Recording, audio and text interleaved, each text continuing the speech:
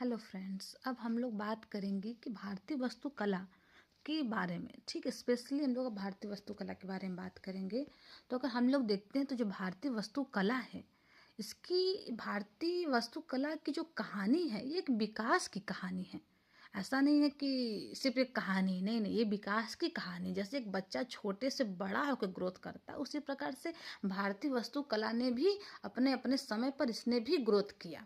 यहाँ तक कि भारत में महान साम्राज्यों का उद्भव हुआ, पतन हुआ, विदेशी शासकों का आक्रमण हुआ, जो कि बाद में स्वयं फिर देशी बन गए।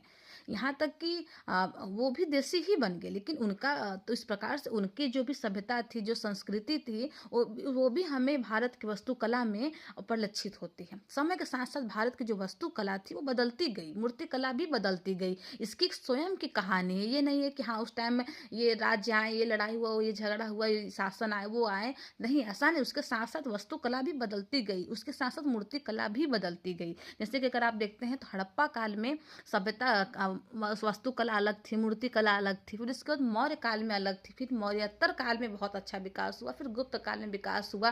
फिर इसके बाद अगर आप देखते हैं दक्षिण भारतीय कलाएं भी मतलब कि उसमें भी मतलब हमें लक्षण दिखाई देते हैं, विकास के ही लक्षण दिखाई देते हैं। इसके बाद अगर आप मध्यकालीन भारत में आ जाते हैं, दिल्ली सल्तनत की कला देख लीजिए, मुगल काल की कला देख लीजिए। इसके बाद हम लोग आधुनिक भारत में चले जाते हैं तो इंडो गॉथिक शैली और नव रोमन शैली की हम लोग कलाएं देखते हैं। इस प्रकार से समय समय पर जो भारतीय वास्तुकला है वो परिलक्षित होती गई, वो समय समय पर वो चीज़ें मतलब बदलती ही गई। एक विकास की कहानी, एक स्वयं की कहानी है। ये नहीं है कि हाँ बस जैसे कि प्राचीन काल से अगर आप ले लीजिए और ब्रिटिश शासन तक आप ले लीजिए, तो ये कहानी जो है वो हमेशा भवन और मूर्तियाँ स्वयं में एक कहानी है। ये नहीं जो ब्रिटिश जो हड़प्पा काल में जो था, वो ब्रिटिश काल में वो चीज़ें नहीं रही, वो बदलती गई। एक स्वयं में एक विकास की एक कहानी रही।